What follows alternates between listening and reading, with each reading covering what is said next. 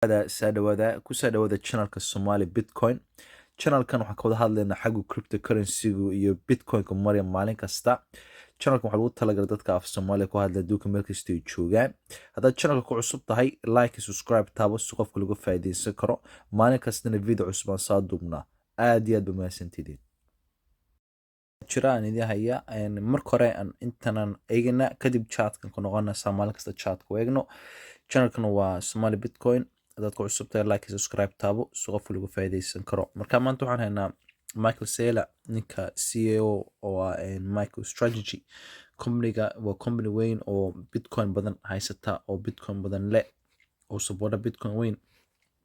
Ninkana baro CEO ahaa oo Chief Executive Officer ka ahaa oo CEO ahaa maanta wuxuu noqon doonaa oo chairman noqon doonaa. Wuxuu doonayaa inuu focuskiisa waqtigiisa inuu geliyo Bitcoin so uu support Bitcoin iyo community-ga Bitcoin. So marka company-giisu MicroStrategy uu leeyahay suu Bitcoin-ka dhinaca Bitcoin-ka ku focus gareynaya. Marka isagoo ahaa CEO ninka ugu sarreeya meesha hoos buu u saaraya so Bitcoin-ka u focus gareeyo ninka loo meesha siinaya. Taas waa wax weyn ugu fiican Bitcoin wax kale maaha.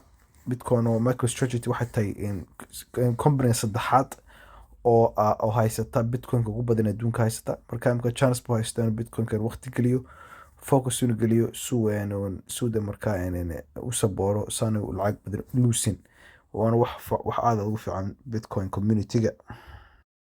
Anta waa inagan halkan joognaa haddana chatka waa kan maanta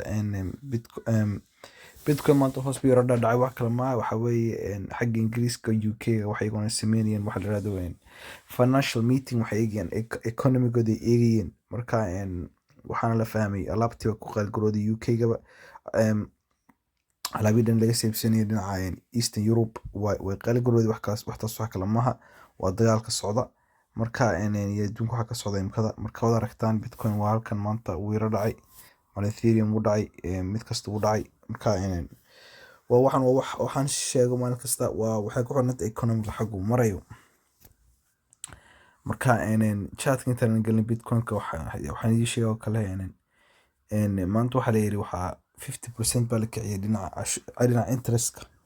America waxa lagu kiciyay 75%, UK waxay kiciyeen 50% maanta. 50% kaas wax kale maaha dadkii lacagta mahani bay ku adkaanaysaa in lacagta mahdaan laakiin sida kale Bitcoin waa fiican tahay. Waxaan ugu darnaan lahayd 100 haan lahayd oo 100% marka dadku lacag mahdaan bay adkaanaysaa ugu darnaan lahayd laakiin taamay sameyn waa wax fiican maanta.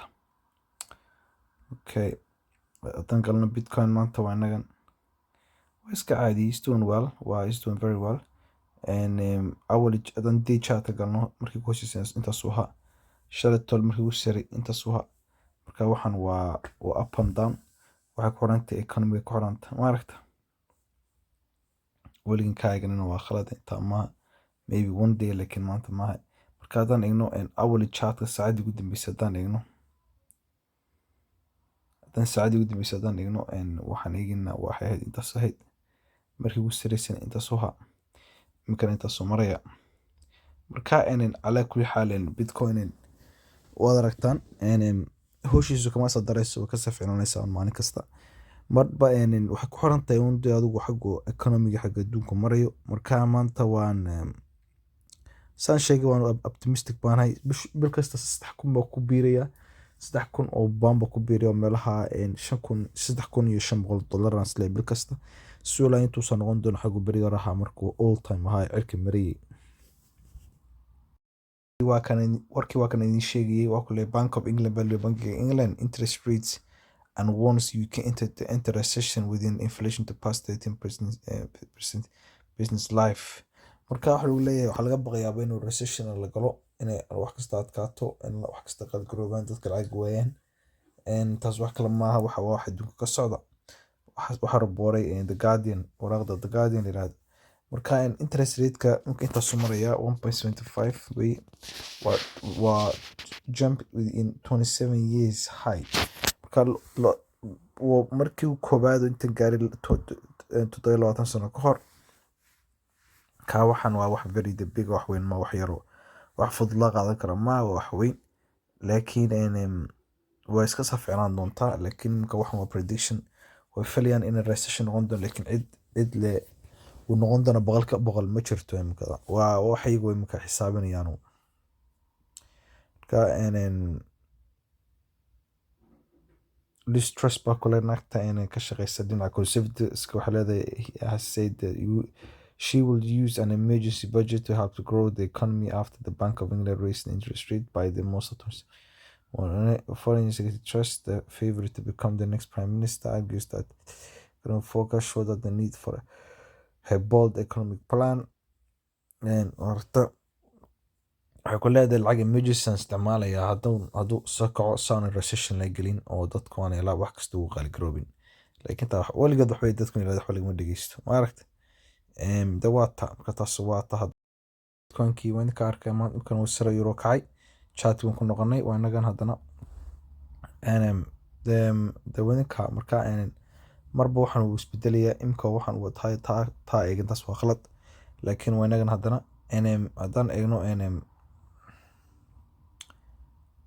waxay isbedelaya saacadiiba waa inagan haddana waa ka price saxaga waa kan. laakiin maanta waa yara down 300 dhoodho wax buu down yahay.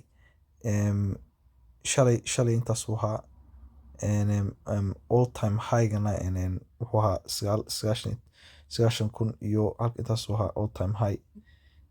marka waxaan wuxuu baahan yahay samar in la sabro. waanu kici doonaa waqti bay uma baahan tahay qofka education inuu waxaan la socdo markasta inuu akhriyo waa muhiim. iyo qofka inuu barto waxa day trade inuu barto day trade waa muhiim. dawaata maal kasta waan xaq ku hawsha marayaan. channel dadka cusub like subscribe taabo. qof uga faa'iideysan karo waa nabri.